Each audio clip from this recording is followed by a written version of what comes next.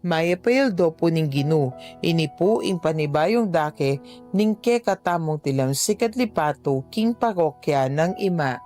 Ing kwento daging patriarkas o patriarchs at matriarkas o matriarchs, papakit daing nung makananong ing Diyos, pegumpisan na ing metong ay espesyal akaugnayan karing kayang laing pinili. Memeyang metong ay espesyal a pangako, ing kasunduan o covenant, king metong ataw milagiwang Abraham at king kayang asawang Isara. Pengako ning Ginoo na ding karelang layi, maging kasing dakal dalaring batuin na ning banwa at balas ning pampang ning dagat, at ibiene karela ing gabong pengako o promised land. Makakalameging kapasubukan di Abraham at Sara, nung nukarin balamo ing ene tupdan ning Ginoo ing kayang pengako. Danop o famine, giyera, ing pangabawg ng Sara, at pati ing aktong pamagsakripisyo ng Abraham king karelang anak, Iisaak. Dapat balang kapal subukang daratang, panayang makayantabe ing ginukarela.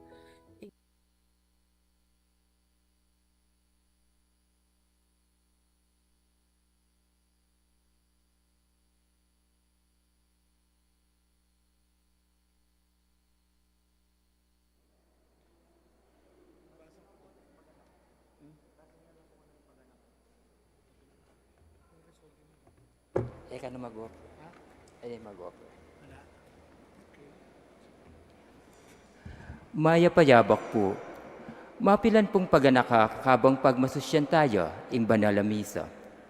Ikabit ing cellphone king silent mode at iwasan gamitin iti kabang mipagmasusyan niya ing banala misa. Ingatan laring sariling kagamitan at maging maingat at responsabli. Kareti, bangay iwasan ing kakawalan, kareti. King Santa Misa, makyabe tamong makibat at magkantang malakas. King oras o daken ing kongregasyon, siklawud tamungan, king kapanyamban, nung alakang pisaklaruan, manatiling makatalakad, pero nung malyari at agyo naman, sukat tamo sanang siklawud, maski ala tamong pisaklaruan, anting kagalangan, king katawan at daya ng Kristo. King komunyon, tukyan tayo ing row by row system, panayan talang manantabe din kay katamong asherets. Nung tanggap komunyon king gamot, pitumpakan lading makapaladagamat, kay li babo ning wanan, tulid ning kekang salu. Panayan na milagaya ing banalos tiya king palad, kwanan niya ingos tiya king wanan nagamat, at agadyang isubo.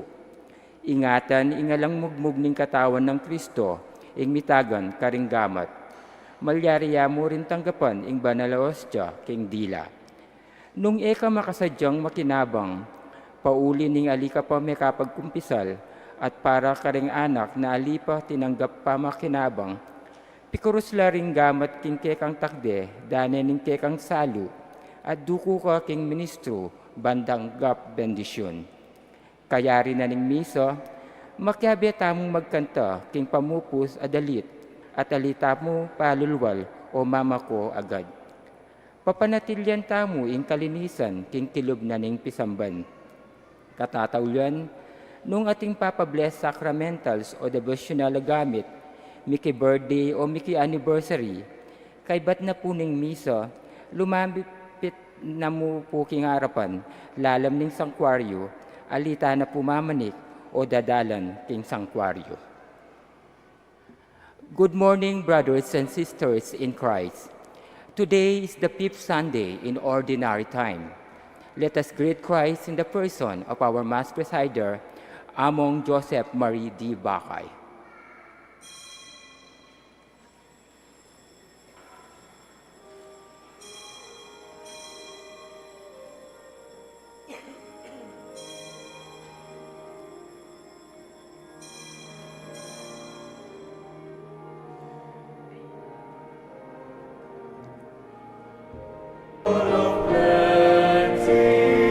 God will provide for all that we need. Here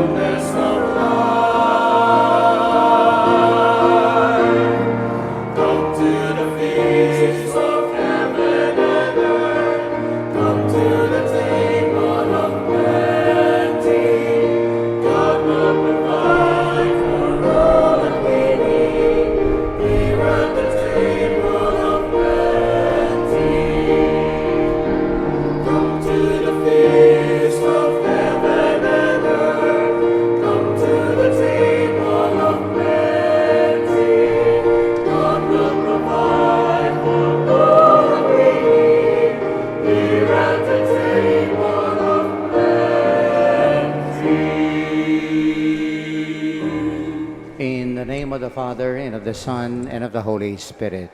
Amen. The grace of our Lord Jesus Christ, and the love of God, and the fellowship of the Holy Spirit be with you all. And with your spirit. Good morning, my dear brothers and sisters. Our Sunday liturgy for today is the fifth Sunday in Ordinary Time. And as we prepare to encounter the living Lord in this Eucharist, let us now call to mind our sins, especially those times that we have never lived up according to our dignity as beloved children of God. And let us recall these moments, and we beg the Lord for pardon and strength. You were sent to heal the contrite of heart. Lord, have mercy. Lord, have mercy. You came to call sinners. Christ, have mercy. Christ, have mercy. You are seated at the right hand of the Father to intercede for us. Lord, have mercy. Lord, have mercy. And may Almighty God have mercy on us, forgive us our sins, and lead us to everlasting life. Amen. Gloria in excelsis Deo.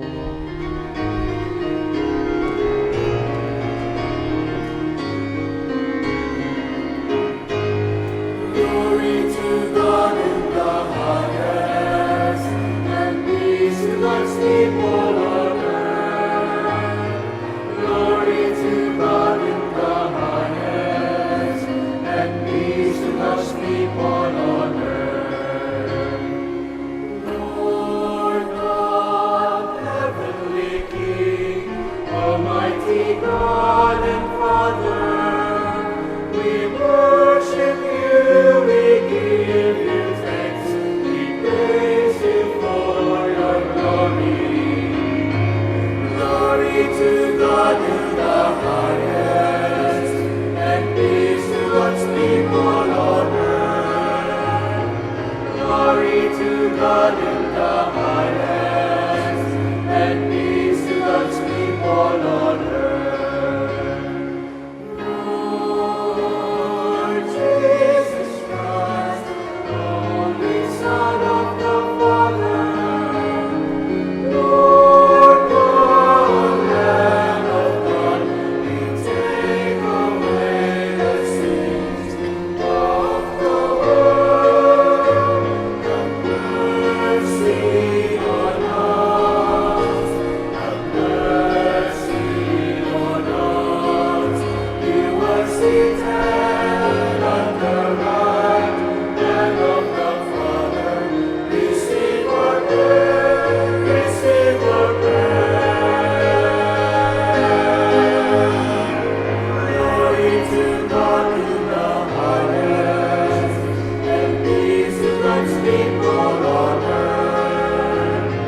Glory to God in the highest, and peace to God's people on earth. For you alone are the Holy One. You alone are the Lord. You alone are the Most High. Jesus Christ, may the Holy Spirit, the glory of God the Father. Amen. Glory to God in the highest, and peace to God's people on earth. Glory to God in the highest, and peace to God's people on earth. Glory to God in the highest, and peace to God's people on earth. Glory to God in the highest, and peace to God's people on earth.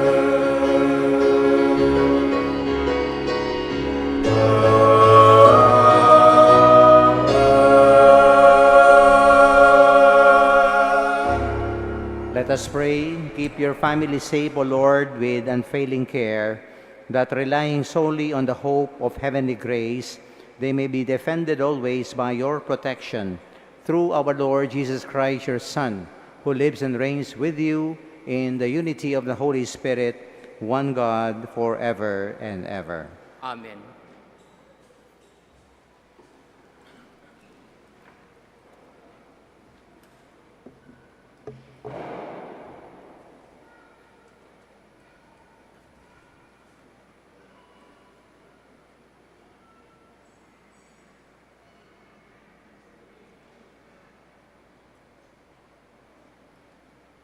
A reading from the book of the prophet Isaiah. Thus says the Lord, share your bread with the hungry, shelter the oppressed and the homeless. Clothe the naked when you see them, and do not turn your back on your own. Then your light shall break forth like the dawn, and your wound shall quickly be healed. Your vindication shall go before you, and the glory of the Lord shall be your rear guard. Then you shall call, and the Lord will answer. You shall cry for help, and he will say, here I am. If you remove from your midst oppression, false accusation, and malicious speech, if you bestow your bread on the hungry and satisfy the afflicted, then light shall rise for you in the darkness, and the gloom shall become for you like midday. Word of the Lord. Thanks be to God. Light shines through the darkness. The just man is a light in darkness to the upright.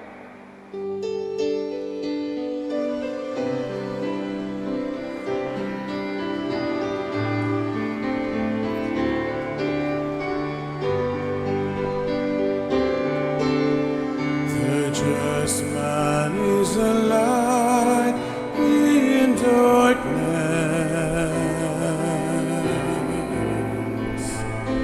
To the upright,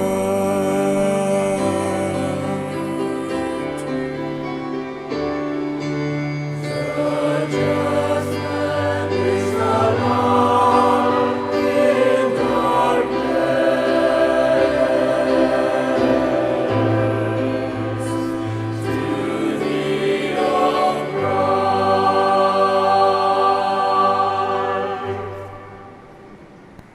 Light shines through the darkness for the upright.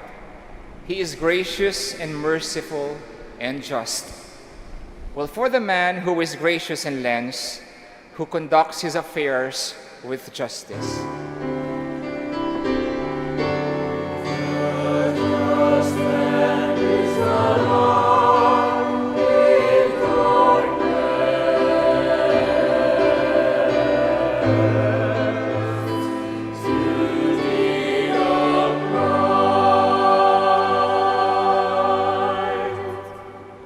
He shall never be moved. The just one shall be in everlasting remembrance. An evil report he shall not fear. His heart is firm, trusting in the Lord.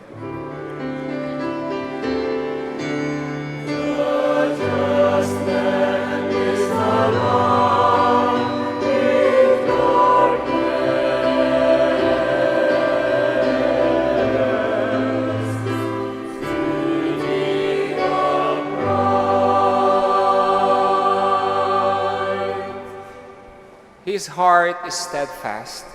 He shall not fear. Lavishly he gives to the poor. His justice shall endure forever. His horn shall be exalted in glory.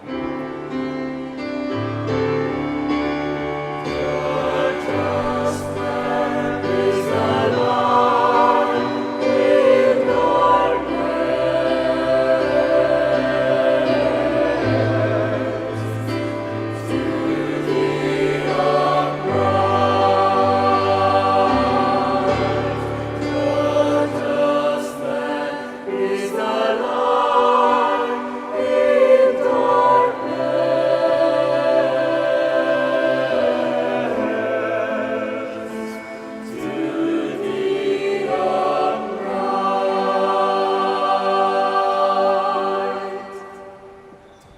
reading from the letter of St. Paul to the Corinthians.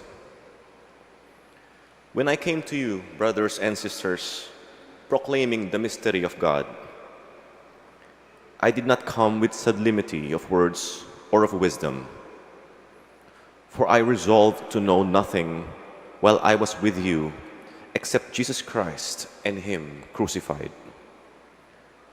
I came to you in weakness and fear and much trembling. And my message and my proclamation were not with persuasive words of wisdom, but with demonstration of spirit and power, so that your faith might rest not on human wisdom, but on the power of God. The word of the Lord. Thanks be to God.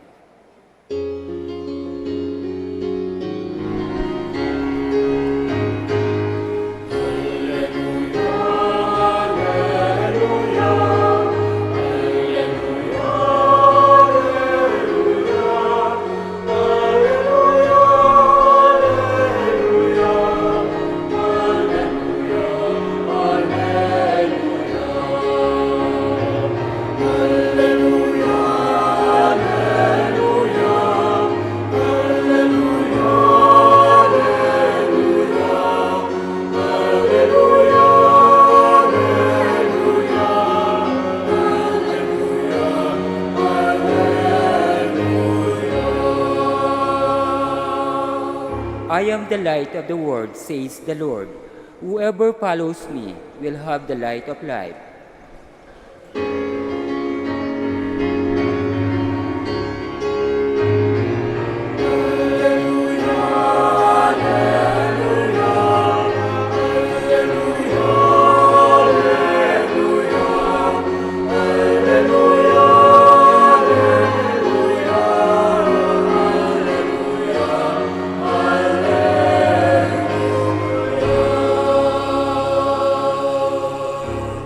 The Lord be with you. And with your spirit, A proclamation from the Holy Gospel according to Matthew. glory to you, O Lord. Jesus said to his disciples, "You are the salt of the earth. But if salt loses its taste, with what can it be seasoned? It is no longer good for anything but to be thrown out and trampled underfoot. You are the light of the world. A city set on a mountain cannot be hidden, nor do they light a lamp and then put it under a bushel basket. It is set on a lampstand where it gives light to all in the house. Just so, your light must shine before others, that they may see your good deeds and glorify your Heavenly Father." My dear friends, the good news of our salvation. Praise to you, Lord Jesus Christ. We are now on the fifth Sunday, in the ordinary time. I can't help but to observe that there is quite a number of senior citizens here, the elderly, myself included. Madakala po rin matuwang sinimbang yan na po.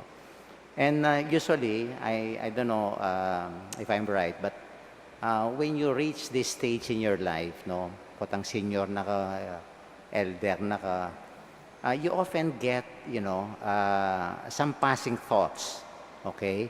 The thought that, well, I'm getting old, I am useless already. I'm a burden.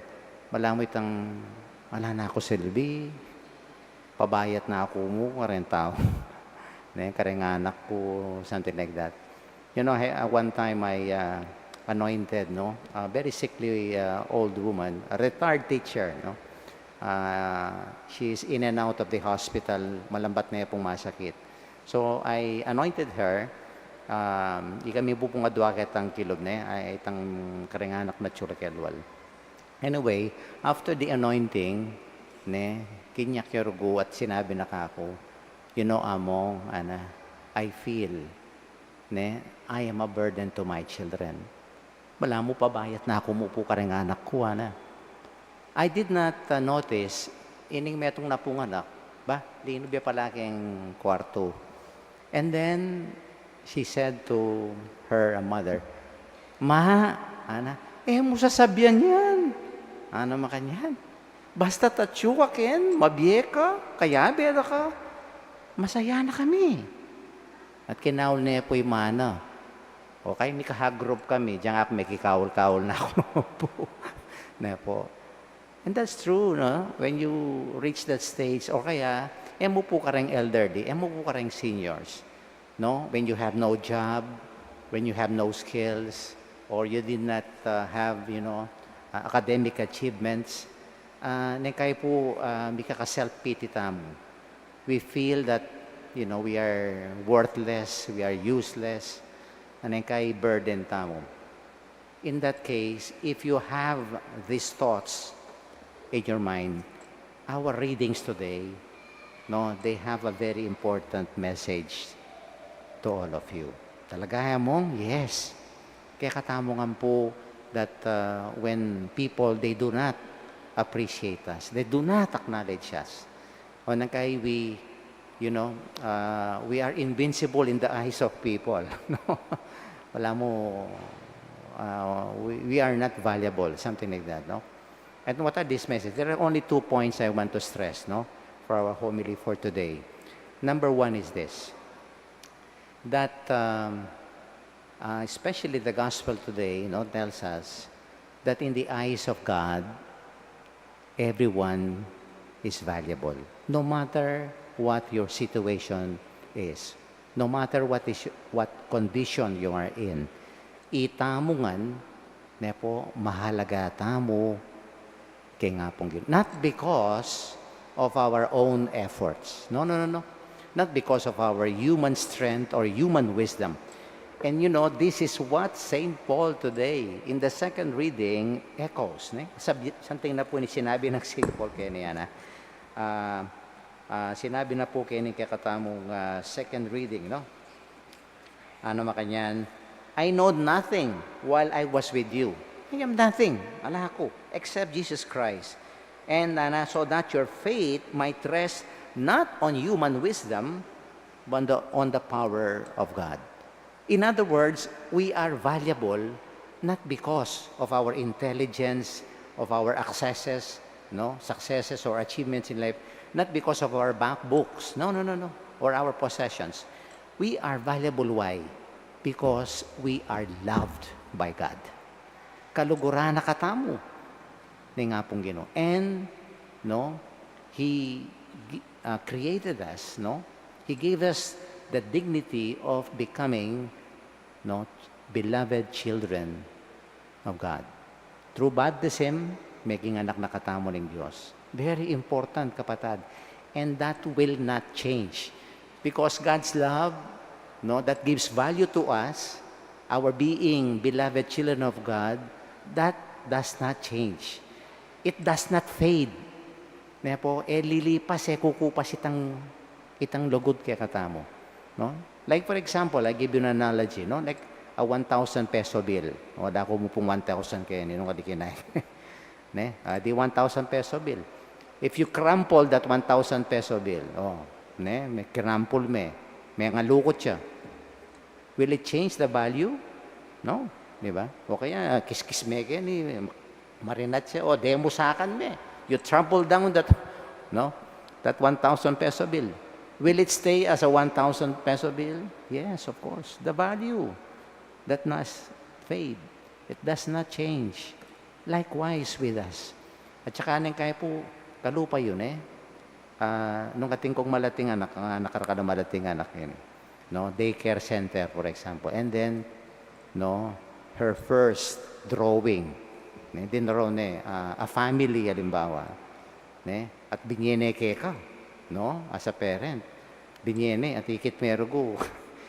Eman masterpiece. But I tell you, you will value that work of your 3-year-old child, di ba?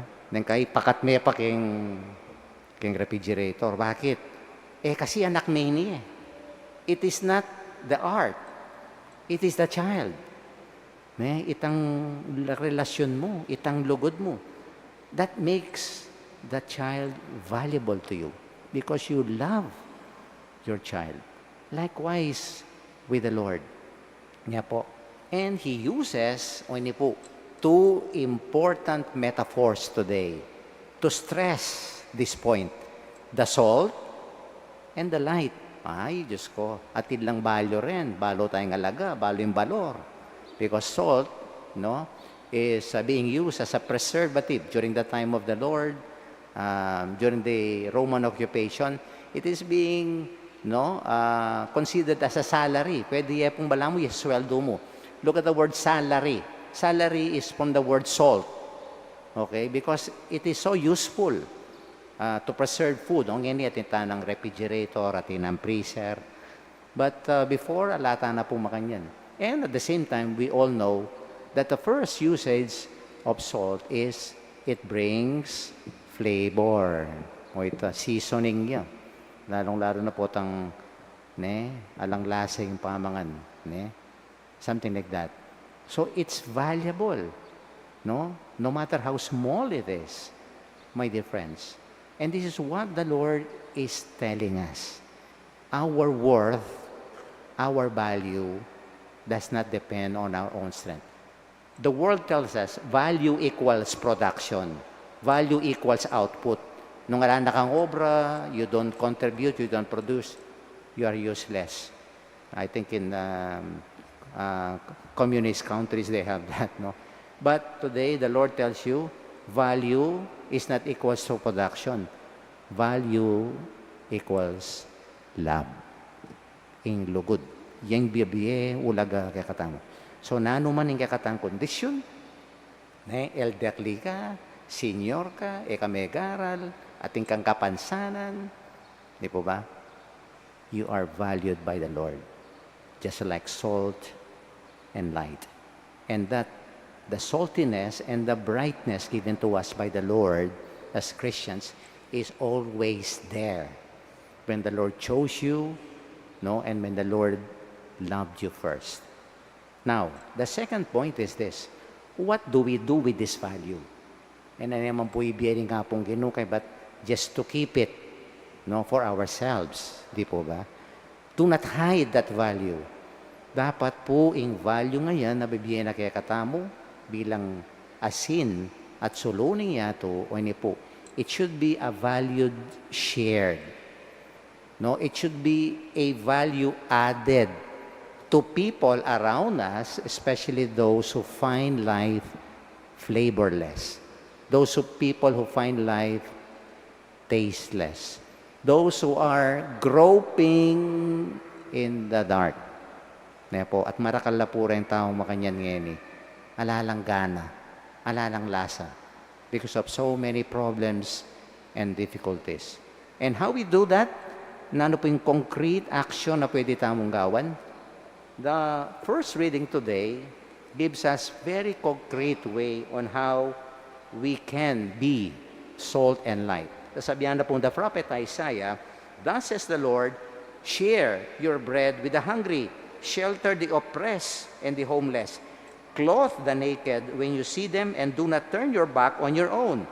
Then your light shall break forth like the dawn, and your wound shall quickly be healed."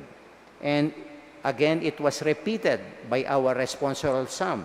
The just man is a light in darkness to the upright.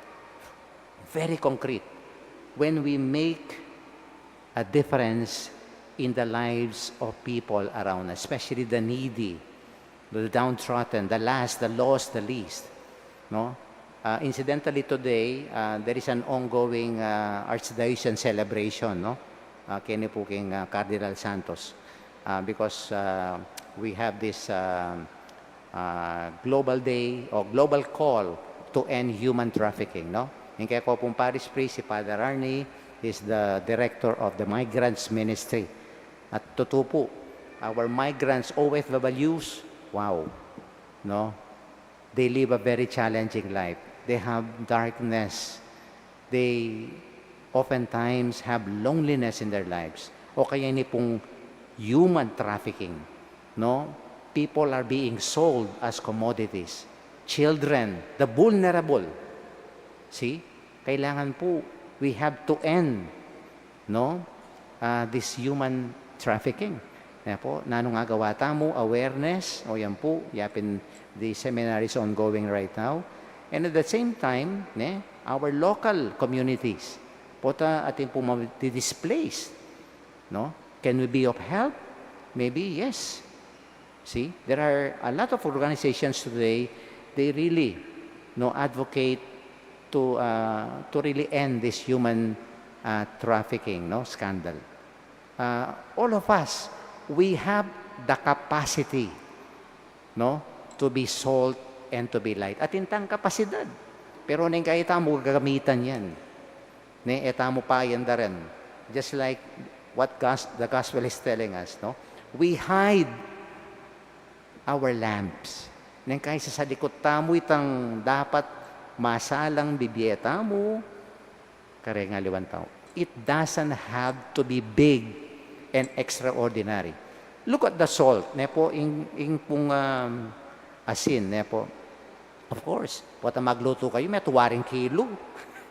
May 2 kilo yung kayong kengasen. E di may ka kidney failure kayo. Hindi mo pa? Ing salt po, no matter how small, but it makes a difference, especially to the taste of the food. Kalatina, or just hanapin, ketang kanta, just 1 little candle than to stumble in the dark. A little candle can make a difference. At tutupo, kaya katamo our small acts of kindness, caring for the poor, ang yamang neng kaya po, alata mong material na bagay. But you can give your time, you can give your presence, you can give, for example, the Word of God to a person in need of guidance and inspiration. Detarong at chula keng dalumdum. Detang bisang neng kaya magpakamate o neng kaya tida po mental crisis. Just the mere presence, we become salt and we become light. I remember a story, there was the story of a construction worker. One day, he was on his way home, po, at very poor itom, pumakwalta at talaga rugong, milalabas siya mo, rin construction worker, alay po masyadong academic skills or something like that. Anyway, but kind-hearted and a good man. One day, while he was on his way home, po, on a busy street, madakalada, lalakad dyan po, magtipid dyan lang pamasay. From a distance, he spotted a beggar at the side of the street. Ay, makaluno siya ng magpalimusay niya na makanya. Ay, uling kind-hearted siya. So sabi na kaya sarili na, di nang kaya diyang magkano mo. But he remembered, alayin ka pera-pera. But he remembered, ating kung tinape, sobra nandin. Magbakalya po, uling magtipid-yapin. So, sinabi na, biya ko niya mo yung tinape kaya yung bag ko. So, nang arich niya po itang lugal na ning beggar ni, tinok nang niya, at kaya ba't piksabyan at kaya ba't telakad sinabi na, kapatad, o ini mo yung abiye ko kaya ka, ala kong burgong pera, ning dita ka tinape ngayon a small piece of bread. That's all I have, po. At kaya ba't tinalakad niya po, tela na tinalakad siya. At pasyensya na ka, uling ditak mo yung abiye ko. At when sinabi na po, this is what the beggar said to Tom, ini pong construction worker rin. Ana, ditak? Ali, ditak yung binye mo ako, ana? Maragol, abage. Ha? Ana, may bigla po. Ana, mumunan dili, ana. Look at these people. Ana, karakala. Pati ka, ikit mo ko. You gave me your attention, you stop, and you talk to me. Ikit mo ko, ana. Again, valuing people. May touch ko kanita to, man. Anak yan nga ng tayo. And then, ini po yung kaya, na. And then, ana, you touch me. And the biggest thing that you said to me, para ka na ako, ana, I appreciate, ini sinabi, Inaus mo kong kapatid. Because my own brothers, no, have, forsaken me. Danakwa ka lang. Sinukad na ako rin sa sarili kong kapatid. Pero inaus mo kong kapatid. At kaya ba't kinahol niya po itom? See? Not that single bread, but the attention, the presence, and especially the compassion, my dear friends. When we give that to people around us, we are salt and we are the light of the world.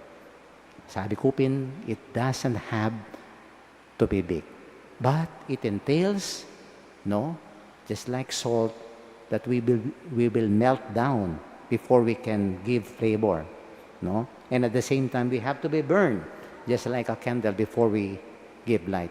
But the Lord, whatever sacrifices that we do, in becoming salt and light, He knows that. Balo na po, nga pong Ginoo, tetang kakatang sakripisyo. Potang maging asin at suluta mo karingaliwan tao. Small acts, but they will make a big difference in the lives of people who find life tasteless, favorless, and those who are groping in the dark. Let us bring along this beautiful message for all of us. And the next time that, a thought will pass, that thought that you are useless, you don't have any value, that you are a burden to other people. Never think that way. Because God's love never changes. And this is what, the basis of our value as a person and as a child of God. And let's bring along that and make ourselves salt and light through our small acts of kindness, love, and care for other people. So that, just what the gospel today tells us, that seeing your good works, your good deeds, they may give glory to the Father.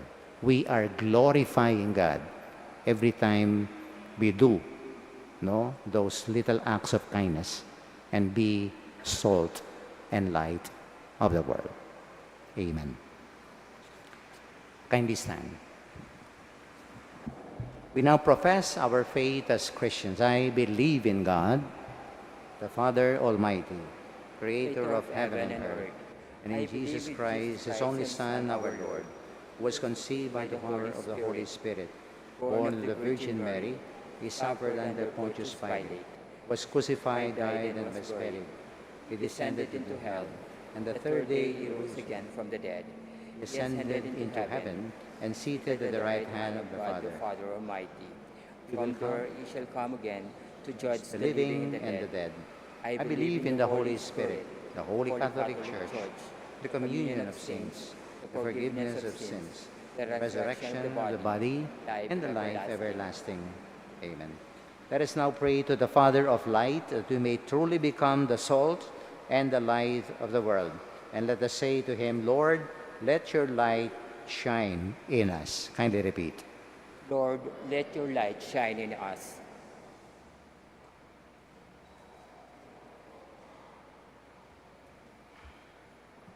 That there may be more love on earth, Lord, we ask you to dispose people to be more understanding and friendlier to one another and to share more readily with those in need.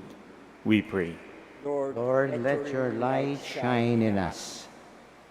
That there may be greater justice on earth. Dispose governments and public officials to make room in their priorities and budgets for the socially deprived and those out of jobs. We pray. Lord, let your light shine in us. That there may be more peace on earth. Dispose all nations to put an end to words of hatred and threats of revenge. We pray. Lord, let your light shine in us. That there may be more joy on earth. Dispose all those who follow your Son to show sympathy and affection to one another, to be faithful in our friendships and concerned about our communities, we pray. Lord, let your light shine in us. That there may be more faith on earth. Dispose all your sons and daughters to live as children of light before you, and in the sight of people, we pray. Lord, let your light shine in us. In the silence of our hearts, let us pray for our personal intentions. Lord God, we pray that your light may shine on all the earth. However limited we are, let our words and actions reflect the light of your love. In the name of Jesus, our Lord, now and forever. Amen.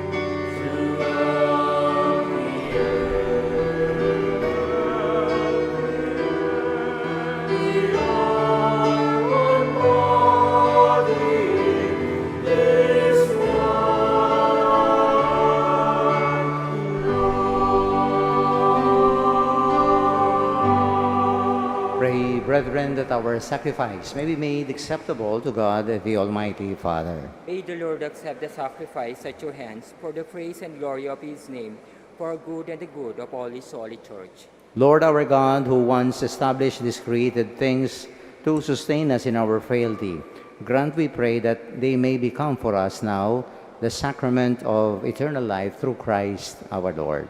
Amen. The Lord be with you. And with your spirit, Lift up your hearts, we lift and them let up us to the give Lord. thanks to the Lord our God. Let us give thanks to the Lord our God. It is truly right and just, our duty and our salvation always and everywhere, to give you thanks, Lord, Holy Father, Almighty and eternal God. For you so loved the world that in your mercy you sent the Redeemer to live like us in all things but sin, so that you might love in us what you love in your Son. By those obedience you have been restored to those gifts of yours, that by sinning we have lost in disobedience.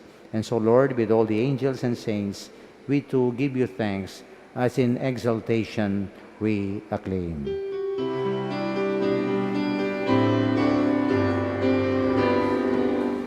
Holy, holy, holy, Lord God of hosts, heaven and earth are full of your glory, full of your glory. Hosanna in the highest, Hosanna in the highest. Blessed is he who comes in the name of the Lord. Hosanna in the highest, Hosanna in the highest, Hosanna in the highest, Hosanna in the highest.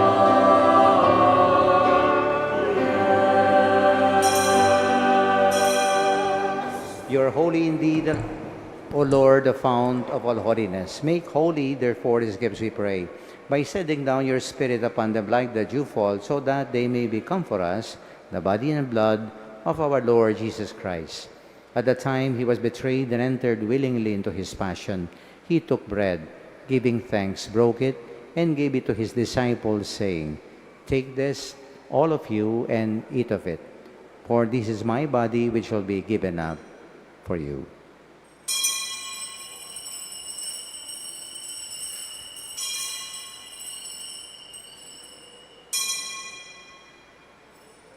In a similar way, when supper was ended, he took the chalice and once more, giving thanks, and gave it to his disciples, saying, "Take this, all of you, and drink from it.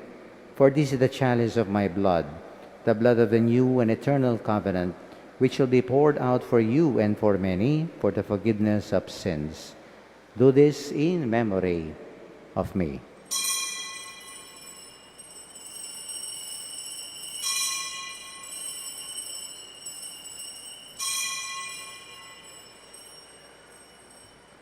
The mystery of faith.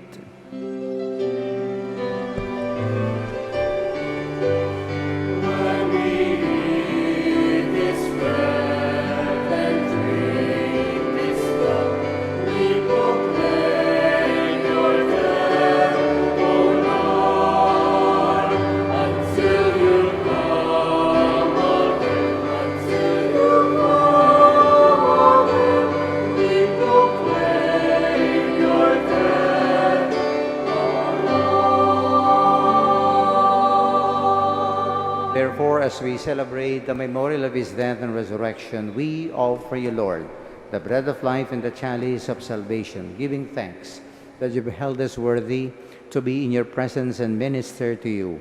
Humbly we pray that partaking of the body and the blood of Christ, we may be gathered into one by the Holy Spirit. Remember, Lord, your church spread throughout the world, and bring her to the fullness of charity, together with Leo XIV, our Pope, Torrentino, our Archbishop, Pasiano, our Bishop Emeritus, all the religious and the clergy. And remember our brothers and sisters who have fallen asleep in the hope of the resurrection, and all who have died in your mercy. Welcome them into the light of your face. Have mercy on us all, we pray, that with the Blessed Virgin Mary, Mother of God, with Saint Joseph, her spouse, with the blessed apostles, and all the saints who have pleased you throughout the ages, we may merit to be co-heirs to eternal life, and may praise and glorify you through your Son, Jesus Christ. Through him, with him, and in him, in the unity of the Holy Spirit, all glory and honor is yours, Almighty Father, forever and ever.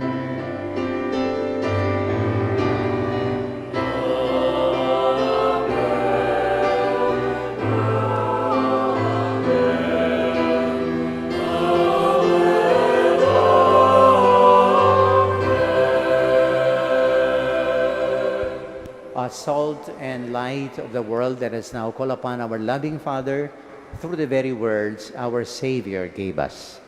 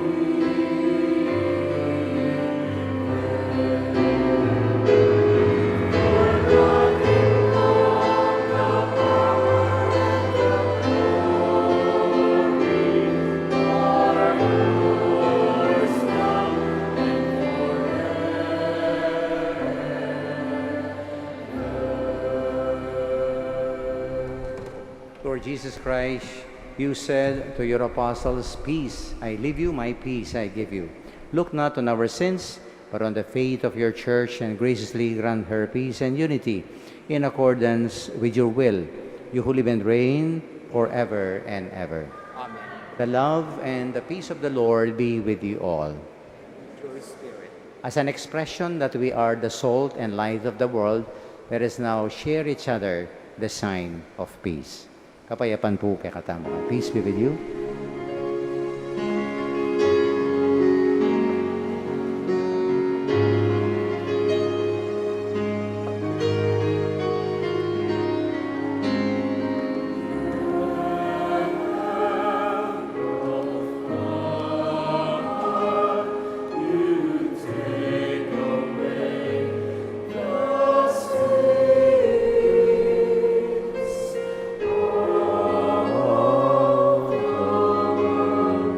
Have mercy on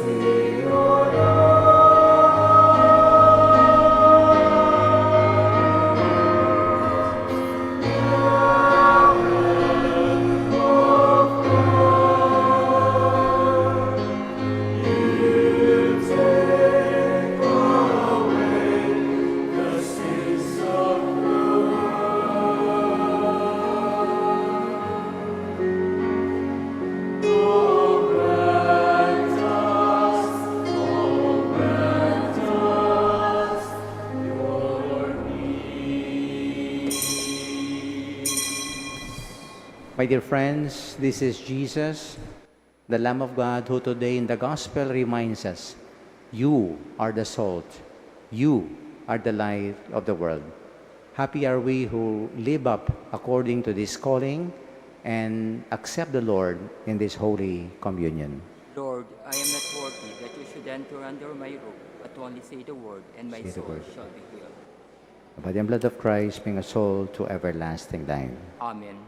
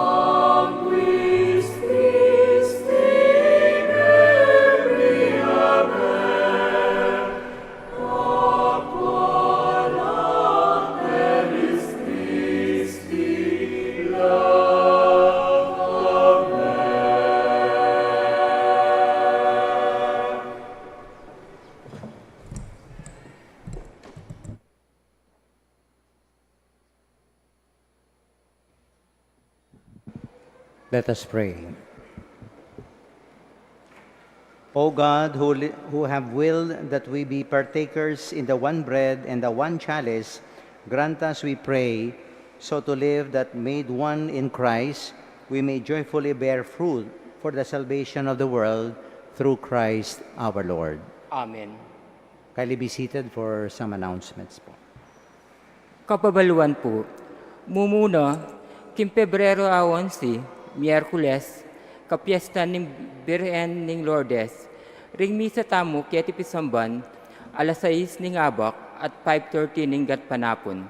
Maganap ang pamaglan niya para karing masakit at makatuwa, kaibat ng misang alas 6 ng abak.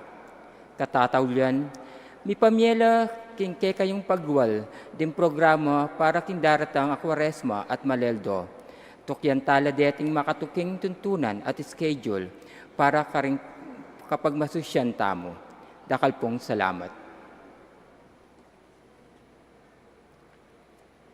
Please stand. The Lord be with you. And with your spirit. Kindly bow your heads and pray for God's blessing. May Almighty God always keep every adversity far from you, and in His kindness pour out upon you the gifts of His blessing. Amen. May God keep your hearts attentive to His words, that they may be filled with everlasting gladness. Amen. Amen. And so, may you always understand what is good and right, and be found ever hastening along in the path of God's commands, made co-heirs with the citizens of heaven. Amen. And may Almighty God bless and keep you, the Father, the Son, and the Holy Spirit. Amen. The Eucharist has been offered. Go now in peace, and be salt and light of the world. Thanks be to God. Palakpakan po natin ang Panginoon. No? Good morning and have a blessed Sunday.